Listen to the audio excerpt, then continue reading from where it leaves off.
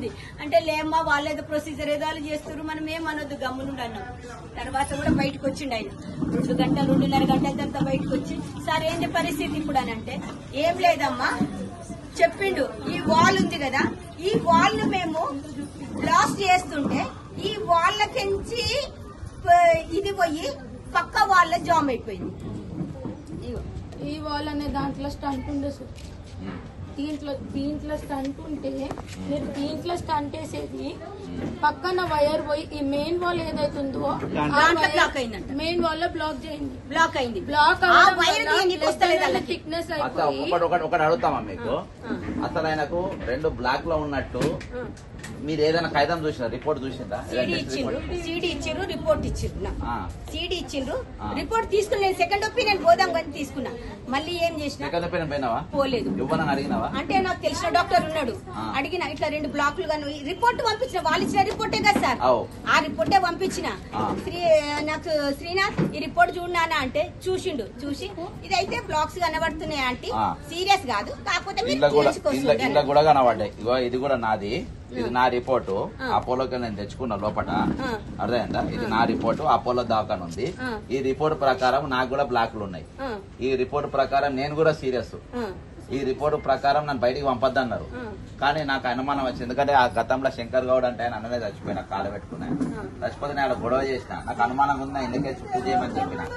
Shift చేయమని చెప్పి ఒక్క నిమిషం షిఫ్ట్ చేయమని చెప్పి నా ఈ రిపోర్ట్ మొత్తం తీసేసుకున్నా. నేను తీసుకొని మా సెకండ్ ఒపీనియన్ డాక్టర్లో పంపిన. నీకు బ్లాక్లు ఉన్నాయి, నీకు డేంజర్ ఉన్నది, ఎమర్జెన్సీ ఉన్నది, ఎక్కడ అడ్మిట్ అయిపో, 4 కింద గోలు పెట్టుకో అన్నారు.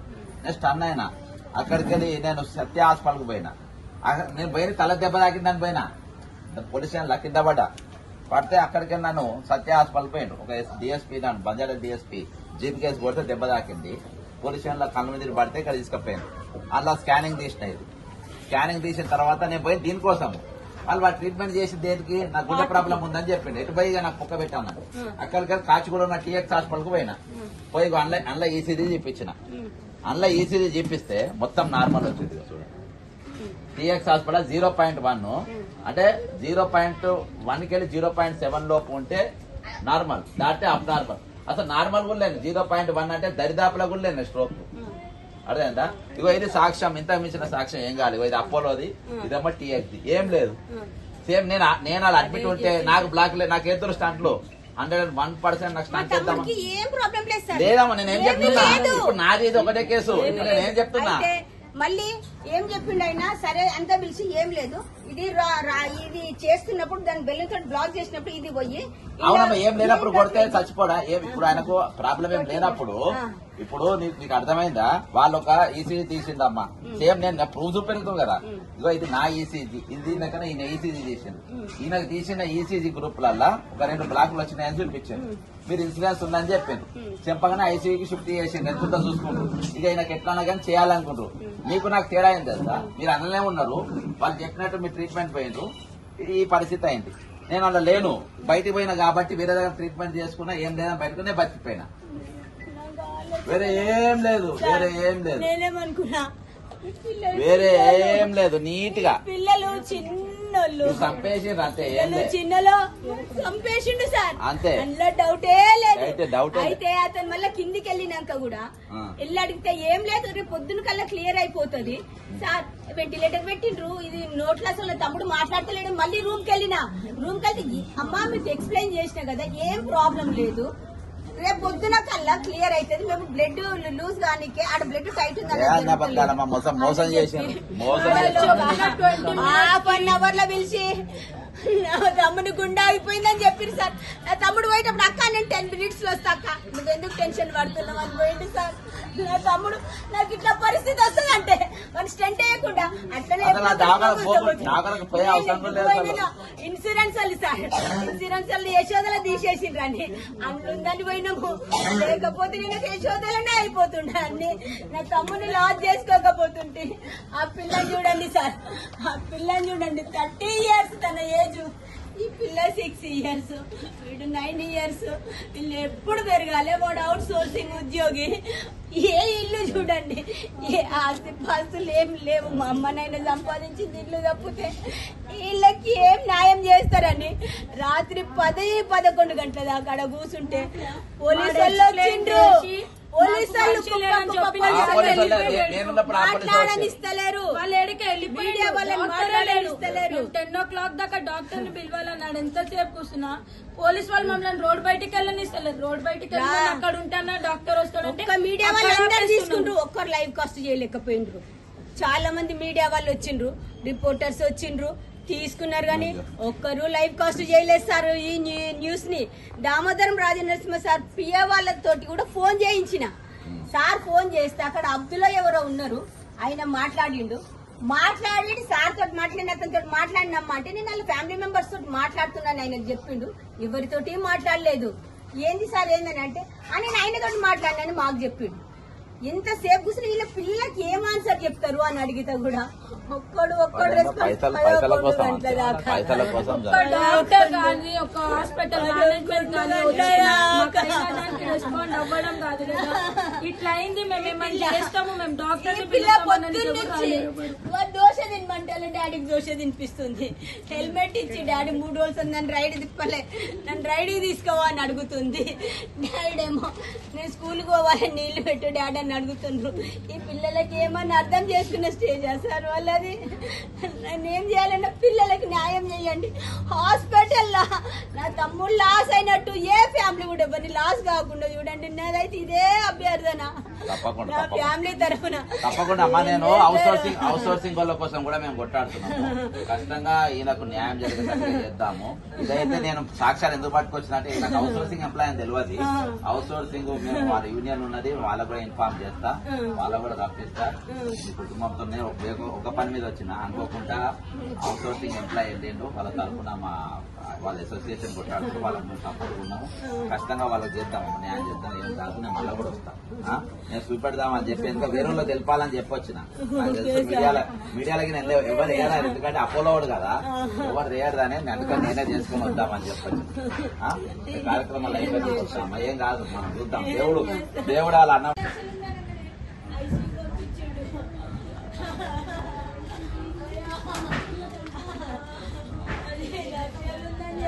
ఇన్సూరెన్స్ ఎంత ఉందని అడిగిండు. ఫస్ట్ ఇన్సూరెన్స్ ఉంది అన్నందుకే చేసిండ్రా? ఇన్సూరెన్స్ ఎంత ఉంది మాకు టెస్టులు చేయాలని చెప్తే ఇన్సూరెన్స్ ఉంది సార్ మాకు టెస్టులు చేయాలంటే టెస్టులు చేయాలంటే ఇన్సూరెన్స్ ఉందంటే ఎంత ఉందంటే 10 లక్షలు అన్నారు. 10 లక్షలు అంటే సరే మీరు అడ్మిషన్ రాస్తా అంటే నార్మల్ రూమ్ లో అడ్మిషన్ రాసి టెస్టులు చేస్తారేమో అనుకున్నాం. ఆయన ఏం చేసిండు, ఎమర్జెన్సీకి పోతే మీకు తొందరగా క్లెయిమ్ వస్తుంది, ఎమర్జెన్సీలో రాస్తా అని చెప్పి రాసిండు. ఎమర్జెన్సీలో సరే క్లెయిమ్ తొందరగా వస్తే తొందరగా ఉండేనా అదే అదే నాకు చూసిన అందులో చేసిండ్రు. అందులో ఒక 2-3 గంటలు పెట్టిండ్రు. పెట్టిన తర్వాత ఐసీయూకి షిఫ్ట్ చేస్తున్నాం అన్నట్టు. ఐసీయూకి ఎందుకంటే మంచిగున్న పేషెంట్ కు టెస్ట్ లోకి వస్తాం. ఐసీయూ ఎందుకంటే మీకు ఇన్సూరెన్స్ తొందరగా క్లెయిమ్ రావాలంటే ఐసీయూలు ఉంటే మీకు తొందరగా వాళ్ళు అప్రూవల్ ఇస్తారని చెప్పిండ్రు. పిచ్చోళ్ళం సార్ మేము. పొద్దుకి ఐసీయూకి ఇవన్నీ మనకి ఎందుకు బయట చేయించుకుందాం అని కూడా రాలేదు. సరే కదా ఐసీయూలో పెడితే మమ్మల్ని ఒకరిని పోలిస్తలేరు, ఒకరిని రానిస్తారు, ఏం లేదు. ఐసీయూలో ఒక సిలైన్ కూడా ఎక్కించలేదు మా తమ్మునికి. ఒక్క సిలైన్ వెళ్ళి ఏదో మానిటర్లు పెట్టిండ్రు, బీపీ చెకింగ్, అది మానిటర్ ఒకటే పెట్టిండ్రు. ఏం రా సిలైన్ పెట్టిండ్రా అంటే సిలైన్ లేదు ఏమి లేదు అన్నారు సార్. నెక్స్ట్ డే అప్రూవల్ రాలేదని మధ్యాహ్నం వరకు చూసి కేరియల్ తో ఏం చేసిండ్రు, మీరు యాంజియో రిపోర్ట్ పంపిస్తేనే మేము అప్రూవల్ పంపిస్తామన్నారు సార్. అరే యాంజియోనే చేయలేదు, యాంజియో రిపోర్ట్ ఎక్కడ నుండి పంపించండి అని అంటే లేదు ఇక్కడ ప్రొసీజర్ ఇక్కడ ఉంటుంది, మీరు యాంజియో చేయించుకోండి రిపోర్ట్ పంపుదామని అంటే సరే చెయ్యండి అంటే యాంజియో చేసిండు. యాంజియో చేసి 2 బ్లాక్లు ఉన్నాయి. హార్ట్ మంచిగా ఉంది, హార్ట్ మంచిగా ఉంది, హార్ట్ కి ఏం డ్యామేజ్ కాలేదు. ఇట్లనే మీరు దీన్ని నెగ్లెక్ట్ చేస్తే ఫ్యూచర్ లో మీకు హార్ట్ కి ఏదైనా స్ట్రోక్ వచ్చే అవకాశం ఉంటదని భయపెట్టిండు సార్. ఎప్పుడు లేదు, జ్వరం కూడా లేదు. నా తప్పుడు ఎంప్లాయీ, నా తమ్ముడు సెక్రటరియట్ ఎంప్లాయ్ జేఎస్ ల దగ్గర చేస్తాడు. సెక్రటరీ ఎక్కడ ఏ department? Revenue department, revenue secretary దగ్గర చేస్తాడు, ఐఏఎస్ ల దగ్గర చేస్తాడు నా తమ్ముడు. వీని పని చూస్తే సెక్రటరియట్ ఎవరు అడిగినా చెప్తారు. ఎంత యాక్టివ్ ఉద్యోగి అయితే ప్రభుత్వ ఉద్యోగి, అవుట్ సోర్సింగ్ ఎంప్లాయీ. వాడి పని చూస్తే వాడు ఎంత యాక్టివ్. పోనీ ఏదైనా బాధ ఉంటే డుమ్మాలు కొడతారు, ఒకరోజు లీవ్ తీసుకుంటారు, వితౌట్ లీవ్ డైలీ ఆఫీస్ కి అటెండ్ అవుతారు.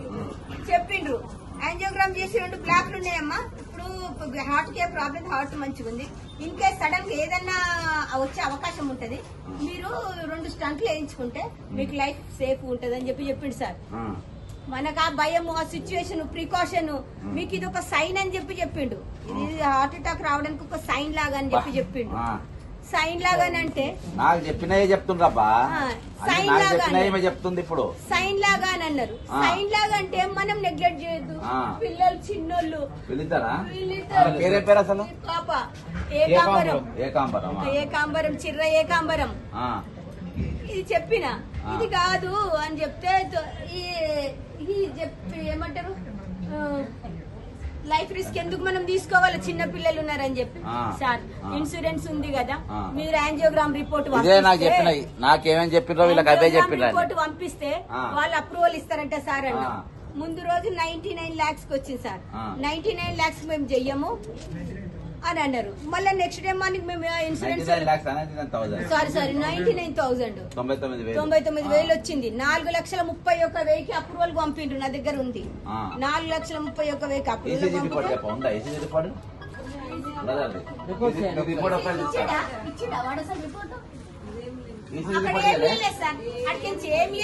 పేషెంట్ కు ట్రీట్మెంట్ చెప్తుండే జరిగింది. ఏమి ఇవ్వలేదు మా టెన్షన్ లో. మేము రాత్రి 10 గంటల దాకా కూర్చున్న ఒక్కరు రెస్పాండ్ కాలేదు.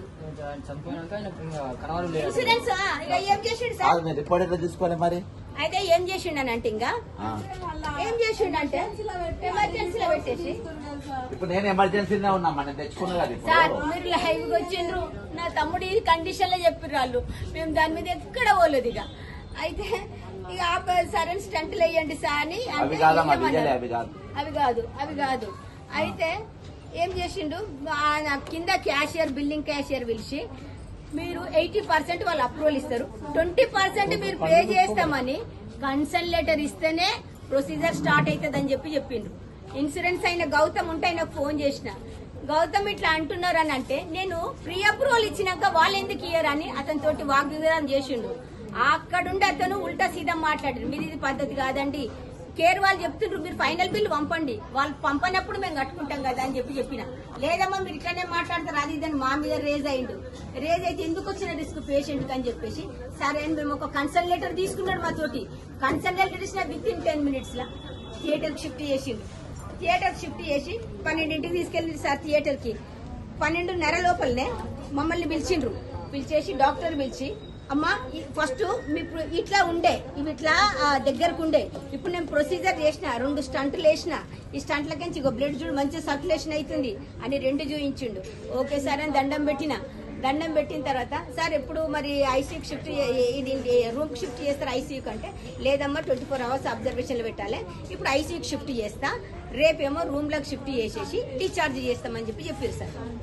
చెప్పిన తర్వాత నేను మా మరదలు పక్కనే నిల్చున్నాము. మా పెద్ద తమ్ముడు వాళ్ళ పక్కన ఉంటే బిడ్డనిచ్చి పంపించిన, వాళ్ళని పిలుచుకరా పోనా, వాళ్ళు వస్తే మనల్ని కూర్చొనియ్యరు, చూడనియ్యరు, ఇప్పుడే చూద్దాము ఒక టెన్షన్ వద్దని చెప్పి మా తమ్ముడిని పిలిచే లోపలనే with in 2 minutes law sir doctor కొంచెమే ముందుకు పోయిండు. విత్ ఇన్ 2 minutes లా మా తమ్ముడు గట్టిగా తగ్గిండు.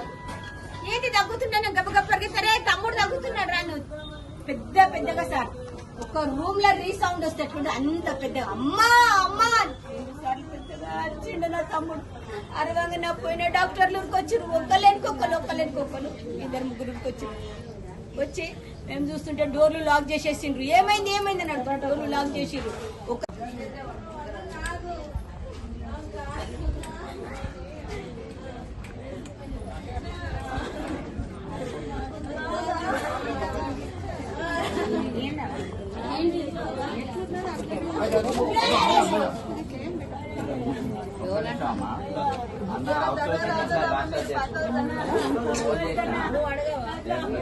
రెవెన్యూ డిపార్ట్మెంట్ అన్న వాళ్ళ భార్య ఆ పిల్లలే వాళ్ళ పిల్లలు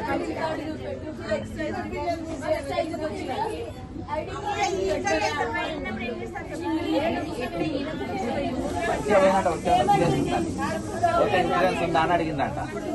అడగగానే కథం అంతే. వస్తుంది అందరూ అచ్చా పైసలు డ్రా చేసుకునే దాకా చనిపోయినని చెప్పలే అలా చెప్పలేదు. నాకు ఇన్సూరెన్స్ నుంచి ఫోన్ వచ్చింది అప్పుడే. గౌతమ్ మీరు ఎట్లా సతాయించిండ్రు అట్లనే ఇది అయిపోతుంది, నా తమ్ముడికి ఏదో ప్రాబ్లం అయిందని ఆయన తోటి మాట్లాడుతున్నాయి. ఐసీలో పిలుస్తుండ్రని చెప్పిండు. ఐసీలో పిలుస్తుండ్రని నేను పరిగెత్తే వరకు హార్ట్ బీటింగ్ ఆగిపోయిందని డిక్లరేషన్ ఇచ్చిండ్రు. 15 నిమిషాల ముందే డాక్టర్ నేను రేపు పొద్దుగల డైల్యూట్ అయ్యేటట్టు మెడిసిన్ ఇచ్చిన ఆగిపోతుందని చెప్పి 10 నిమిషాలలో సార్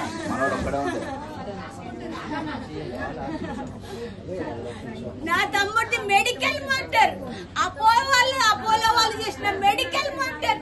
ఇది మీడియా చెప్తారు, ఎవరికి చెప్తారు, ఏం చేస్తారో చెప్పుండ్రి. ఇది 100% మెడికల్ మాస్టర్. అపోలో వాళ్ళు నా తమ్ముడి బాడీ తోటి రీసెర్చ్ చేస్తారు. 2 hours మా పాప చెప్తానండి, అమ్మ మా అమ్మకు స్టంట్ వేస్తే ఈ ప్లేస్ లో ఉండాలి, వాళ్ళందరూ ఇక్కడ కూర్చొని ఆ డాక్టర్ ఏదో ఎక్స్ప్లెయిన్ చేస్తుండమ్మా అని చెప్తే, అమ్మ మన టెన్షన్ లో మనకున్నాం, అవేందమ్మా వాళ్ళు ఏం చేస్తారో మనకు తెలియదు కదా అని ఆపిన. కానీ వాళ్ళు రీసెర్చ్ చేసుకున్నారు. నా చేసి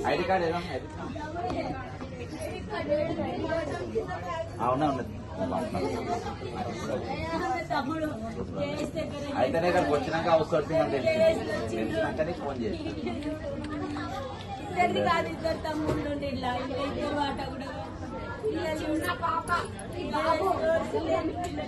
ఈ పాప ఏమంటుంది తెలుసా, మీడియా డిక్లరేషన్ లో రాసుకుంటే ఏ ఛానల్ అయినా చూపెట్టండి, మా డాడీని నెసెసరీగా చంపిన ఆ డాక్టర్ ని చూపెట్టండి, నేను డాక్టర్ అయినా చంపేస్తా అంటుందంటే ఈ పిల్ల మనసు ఏంది మీరు అర్థం చేసుకోండి. అసలు నేను డాక్టర్ ఆయన చూపు చంపేస్తా అంటుంది.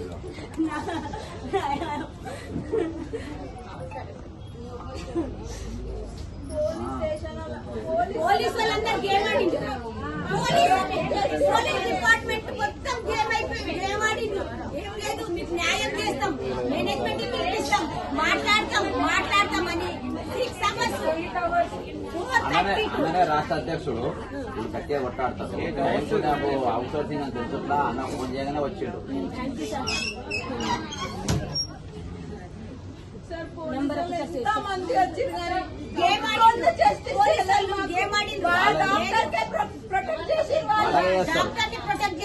అయితే ఇదే పెడితే నన్ను అడ్మిట్ చేసి సేమ్ రిపోర్ట్ సీరియస్ అని చేయగానే బయటకు వస్తే ఖతం అని అన్నారు. అయితే పైన మానిటర్ కూడా అదే పెడుతుంది. నేను ధైర్యం చేసి బయటకు తీసుకుపోతాము అని మా బాబు చెప్తే మా బాబు తీసుకొని టీఎక్స్ హాస్పిటల్ ఉంది కదా, అలా చెప్పేసి అన్ని నార్మల్ వచ్చినాయి. అసలు దరిదాపులో ఏది లేదు, ఒక్క బ్లాక్ లేదు, ఆ బ్లాక్ లేదు, అలా బ్లాక్లు ఉన్నాయి. బయటకు పోతే ఎగిరిపోతారు. సేమ్ ఇటనే స్టంట్ లేదు, నేను తప్పించుకొని బయటకు వచ్చిన. ప్రాసెస్ అయినాక వెంటిలేటర్ మీద తీసుకుపోయేటప్పుడు కూడా మిషన్ మీద అన్ని నార్మల్ గా అనిపించినాయి. మా అమ్మ చూసి అన్ని నార్మల్ ఉన్నాయి, ఏం కాదు అని చెప్పిండు. అంత వాళ్ళ వాళ్ళు సెట్ చేసి పెట్టింది. బెలూన్ ఎందుకు పంప్ చేసుకుంటూ వస్తారు వాళ్ళు, వెంటిలేటర్ పెట్టి బెలూన్ పంప్ చేసుకుంటూ వచ్చిండ్రు. ఇదేంటప్పుడు మా మరదలు అడిగింది, వెంటిలేటర్ పెట్టినాక బెలూన్ ఎందుకు పంప్ చేస్తారని మా మరదలు అడిగింది.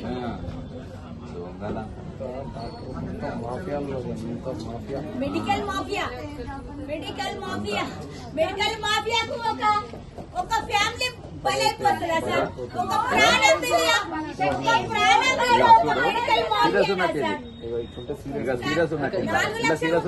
కట్టమంటే కడుతున్నా సార్. సేమ్ అదే బెడ్ అదే బెడ్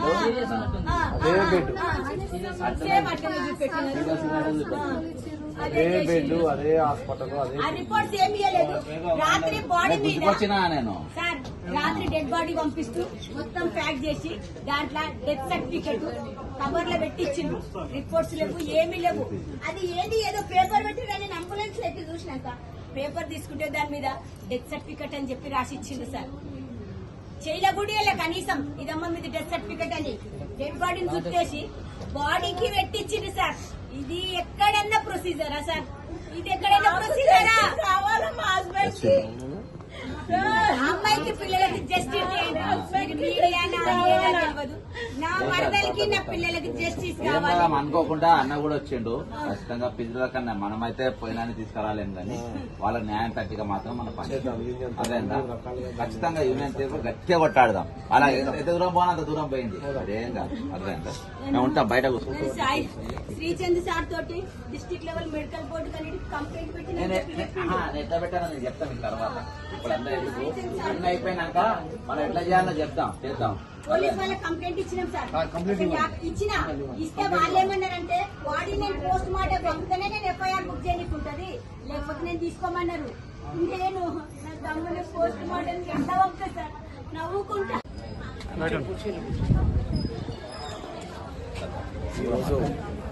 ఈరోజు మన తోటి ఉద్యోగస్తుడు ఏకాంబరం గారు సెక్రటరియట్లో డేటా ఎంట్రీ ఆపరేటర్గా అవుట్సోర్సింగ్ విధులు నిర్వహిస్తున్నారు రెవెన్యూ డిపార్ట్మెంట్లో. నిన్న అస్వస్థతగా ఉందని చెప్పి ఆరోగ్యం కంచన్ బాగులో ఉన్న మన డిఆర్డీ దగ్గర కంచన్ బాగులో ఉన్నటువంటి అపోలో హాస్పిటల్లో వెళ్ళడం జరిగింది. సో అక్కడ ఉన్నటువంటి డాక్టర్లు మన గతంలో ఒక సినిమా కూడా చూసాం ఈ మాఫియా మీద. శంకర్ దాదా మన సినిమాలో, మన స్టాలిన్ సినిమాలో చిరంజీవి గారు చూపించారు. అంతా హడావుడిగా చేసేసి మొత్తం చేసేసి డబ్బుల గురించి చివరికి బాడీని పెట్టడం జరుగుతుంది. అదే సినిమాలో జరిగినటువంటి సన్నివేశాలన్నీ ఇలా కళ్ళకు అద్దగట్టినట్టుగా ఒక తోటి అవుట్ సోర్సింగ్ ఎంప్లాయీలకి ఇలా చూపించి ఇన్సూరెన్స్ డబ్బులు క్లెయిమ్ చేసి లేనిటువంటి రోగాన్ని సృష్టించి ఇలా స్టంట్ ఆపరేషన్ చేసి ఇలా బాడీని ఇంటికి పంపించారు. అంటే ఎంత దుర్మార్గం జరుగుతుందంటే ఇలా మన మెడికల్ మాఫియా ఇలా అపోలో హాస్పిటల్ అధికారులకు ప్రభుత్వం దీన్ని ఒక తక్షణమే స్పందించి ఈ విషయాన్ని మీద స్పందించి ఏ హాస్పిటల్ అయితే హాస్పిటల్ సీజ్ చేసి అలా కుటుంబానికి ఖచ్చితంగా న్యాయం చేయాలని చెప్పి మేము ఒక తోటి అవుట్సోర్సింగ్ ఉద్యోగస్తుడిగా తెలంగాణ రాష్ట్ర అవుట్సోర్సింగ్ జేఏసీ పక్షాన ఇవాళ ప్రభుత్వాన్ని గట్టిగా డిమాండ్ చేస్తా ఉన్నాం. ఈ విషయం మీద ప్రభుత్వం స్పందించకపోతే మాత్రం తొందరలోనే ఆ హాస్పిటల్ వారిని కూడా మేము ఖచ్చితంగా హాస్పిటల్ ముందు భారీ ఎత్తున అన్న ఆధ్వర్యంలోనే మేము మీడియా వాళ్ళందరినీ పిలిచి అక్కడ ధర్నా చేసి వాళ్ళ యొక్క సంబంధించినటువంటి ఏదైతే జరిగిందో అన్యాయం కుటుంబానికి అలా న్యాయం జరిగేంత వరకు ఖచ్చితంగా మేము పోరాడతాం. ఒకసారి అర్థం చేసుకుని ప్రజలారా ఇది ఒక ఉద్యోగస్తులు జరిగిందనే కాదు, మిగతా ప్రజలు కూడా గమనించండి ఎంత మాఫియా జరుగుతుందంటే మెడికల్ మాఫియా. ఇలా కోట్ల రూపాయలకి ఇలా హాస్పిటల్కి కమ్మ చేసి ఇలా ప్రభుత్వాలు కూడా ఇలా అలాంటి హాస్పిటల్లకే ఇలా పర్మిషన్లు ఇచ్చుకుంటా ఇలా దోపిడీకి గురి చేస్తా ఉన్నారు. ప్రభుత్వం ఈ వ్యవస్థలన్నింటినీ కూడా రద్దు చేసే విధంగా చేయాలని కూడా మేము ప్రభుత్వాన్ని గట్టిగా డిమాండ్ చేస్తా ఉన్నాం. అందరికి నమస్కారం. రాత్రి తమ్ముడు నాకు వీడియో పంపిండు లైవ్ చేస్తా ఉంటే సేమ్ దమ్ముతో జరిగినట్టే నాకు కూడా జరిగింది. అన్ని వివరాలు మీకు చెప్పిన. కానీ ఈ రోజు నాకు ఇక్కడికి వచ్చినాక అవుట్ సోర్సింగ్ ఉద్యోగి అని తెలియగానే దాని రాష్ట్ర జేఏసీ చైర్మన్ పులి లక్ష్మణ్ గారికి ఇన్ఫార్మ్ చేయగానే అరగంట లోపే ఇక్కడికి వచ్చిండు. ఆ చిన్న పిల్లలు ఉన్నారు, భార్య ఉన్నది, ఆయన 30 సంవత్సరాలేమో ఉన్నది, భార్య 32 సంవత్సరాలేమో ఉన్నది, పిల్లలు ఉన్నారు. ఇవాళ మా డిమాండ్ ఏందనంటే ఆల్రెడీ అవుట్ సోర్సింగ్ ఉద్యోగాల జీతాలు అరకొర, దానిపైన మేము కొట్టాడుతున్నాం. ఏజెన్సీలు సగం దోసుకుంటున్నాయి. వీళ్ళకి వచ్చేది 15,000. ఆ 15,000తోనే ఆ రేకులు ఇట్లా ఆ పిల్లల్ని వేసుకొని దాదుకుంటుండ్రు. ఇప్పుడు ఆ మనిషి కూడా లేకుండా పోయిండు. 2 పిల్లలు ఉన్నారు, భార్య ఉన్నది. మరి ఇప్పుడు వాళ్ళ తిని బతకాల్సిన అవసరం ఉంది. ఇది అయితే 100% ఇది కార్పొరేట్ చంపింది నేను. కానీ ఆ కుటుంబాలను ఆదుకోవాలి. ఇప్పటికి కొన్ని 100 మందికి అవుట్ సోర్సింగ్ ఎంప్లాయీస్ మరణించారు. ప్రభుత్వం ఎక్కడ కూడా ఆదుకోలే, ఇక్కడైనా ఆదుకోవాలి. ఖచ్చితంగా ఈ రోజు బ్రదర్ చెప్పినట్టుగా, లక్ష్మణ్ గారు చెప్పినట్టుగా ఖచ్చితంగా కుటుంబాన్ని న్యాయం చేయండి. లేకుంటే ప్రజాస్వామ్య పందాల పోరాటం కూడా కొనసాగుతుంది. ఏమున్నా దీన్ని వెలుగులోకి తీసుకొచ్చిన తమ్ముడు 2 నిమిషాలు. అందరికీ జైన్. అయితే చిర్ర ఏకంబర్ గారి మరణానికి కారణమైనటువంటి అపోలో ఆసుపత్రిని వెంటనే ఈ ప్రభుత్వం సీజ్ చేయవలసిందిగా మేము కోరుతా ఉన్నాము. అట్లనే బైక్ పైన ఇక్కడ నుండి చెస్ట్ పెయిన్ వస్తుందని బైక్ పైన 6వ తేదీ నాడు వెళ్ళినటువంటి చిర్ర ఏకంబర్ గారు అక్కడికి వెళ్ళాక వీళ్ళు ఆ ప్రొసీడర్ ఈ ప్రొసీడర్ అని అడ్డమైన ఈయన మీద డైరెక్ట్ గా రీసెర్చ్ చేసిరు పోలీస్ వాళ్ళు. మన పోలీస్ కు సహకరించి పోలీస్ అండదండలతో అక్కడ ఉన్నటువంటి డాక్టర్లు రీసెర్చ్ చేసిర్రు. ఏం అవసరం అండి అక్కడ టెస్ట్ పెయిన్ అట ఎప్పుడు కూడా రాలేడు అసలు. ఆయనకు హార్ట్ కు సంబంధించినటువంటి పెయిన్ గానీ హార్ట్ స్ట్రోక్ ఇప్పటికీ ఒక్క ఫస్ట్ అటెంప్ట్ కూడా కాలేదు. డైరెక్ట్ అలా కూతురు ఏమని అంటున్నా అంటే డాడీ నువ్వు ఇంకా 2 రోజులు ఇక్కడ ఉండగాని నువ్వు బతికేదాని కావచ్చు, అక్కడికి నువ్వు చావుకు పోయినావు, నువ్వు అక్కడ ట్రీట్మెంట్ పోలేవని ఆమె ఏడుస్తా ఉంది. ఇలా ఖచ్చితంగా అక్కడ ఎవరైతే అక్కడ డాక్టర్ అక్కడ ఉన్నటువంటి ఎవరైతే వైద్యులు ఉన్నారో వాళ్ళు దీనికి బాధ్యత వహించాలి. అవుట్ సోర్సింగ్ వీళ్ళకు కూడా ఒక గవర్నమెంట్ జాబ్ తక్షణమే ప్రభుత్వం కల్పించాలి. అట్లనే వాళ్ళ ఇద్దరికి పిల్లలు ఇప్పుడు వాళ్ళు రోడ్ మీద పడేటువంటి పరిస్థితి, వాళ్ళకు కూడా ఎడ్యుకేషన్ పరంగా ప్రభుత్వం ఆదుకోవాలి. దీని మీద చర్యలు తీసుకొని పోలీసు యంత్రాంగం వాళ్ళ మీద ఎఫ్ఐఆర్లు బుక్ చేయకపోతే మేము దీన్ని పెద్ద ఎత్తున రాష్ట్ర వ్యాప్తంగా కూడా ఇది వెలుగులోకి తీసుకొస్తాము. ఖచ్చితంగా అపోలో హాస్పిటల్ ముట్టడిస్తామని ఈ సందర్భంగా తెలియజేస్తున్నాం.